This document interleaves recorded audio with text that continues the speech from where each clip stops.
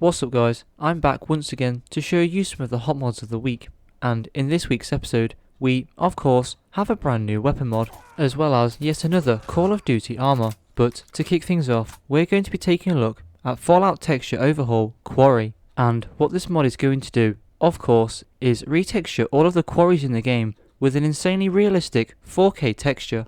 Now on this channel, we've taken a look at literally dozens of retexture mods, and this one very quickly became one of my favourites, simply because of the uncanny detail in this retexture. But then again, it may be due to the fact that I was never the biggest fan of the original texture. But anyway, if you too are bored of the vanilla Quarry texture and want something that looks a little bit different with a brand new colour palette, then maybe this mod is worth a download.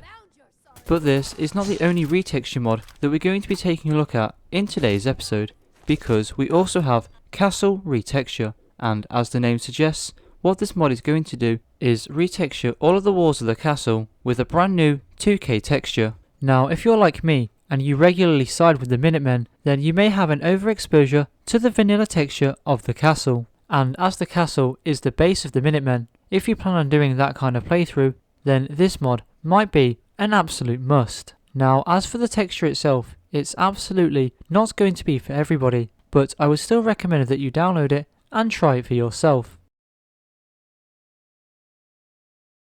But anyway, I think we've spent enough time taking a look at retextures, so the next mod I have for you is Infinite Warfare Nick Reyes, and you can acquire this armor mod at any chem station under the Nick Reyes section for a small amount of crafting materials and requiring no perks. And as for stats, the body is going to give 150 ballistic resistance, 80 energy resistance, and 1000 radiation resistance, as well as +1 charisma and luck. The gloves are going to give 10 ballistic resistance, 30 energy resistance, and 1000 radiation resistance, as well as +1 charisma and luck. And last but certainly not least, the helmet is going to give 175 ballistic resistance, 200 energy resistance, and 1000 radiation resistance. And real quick, in terms of upgrades, both the body, the gloves, and the helmet are all going to have a choice of the miscellaneous upgrade and ballistic weave. Now since I've not already said, this is the armor worn by Nick Reyes in Call of Duty Infinite Warfare. Now this is absolutely not the first Call of Duty armor or weapon mod that we've taken a look at on this channel, but if you ask me, it's certainly one of the best looking ones. Now this armor is specifically rigged for male characters, but that's not to say that you can't use it on a female character. And speaking of the armor itself, the textures are going to be a mix of 2K and 4K. But anyway, I think we spent enough time talking about this armor, so let's move on to the next mod.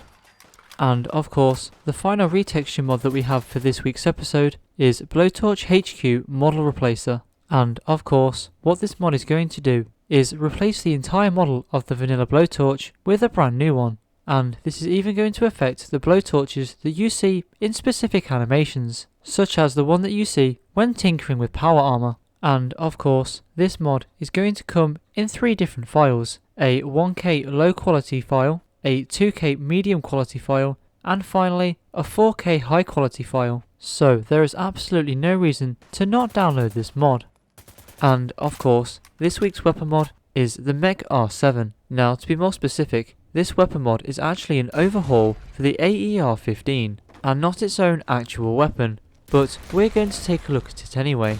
And to get your hands on this weapon, simply open up the console and type in help mec4weap. Here you will find the weapon's ID code, and by typing player.additem and the ID code, you will get your hands on the weapon. And in terms of upgrades, you have the choice of 7 emitters, 3 barrels, 2 grips, 10 scopes, 4 front grips, 5 right side attachments, 6 stocks, 3 top rail attachments, 5 left rail attachments, 3 beam modifiers, 2 power cells, 2 firing modes, 9 modifications, and finally 5 different skins. Now as it so happens, one of my favourite weapon mods that we've looked at is the AER15, so when I saw this overhaul mod for it, I just knew that I had to check it out. And what it did was take one of my favourite weapon mods and turn it into something that I didn't want to stop using. So if you are a fan of the original AER15,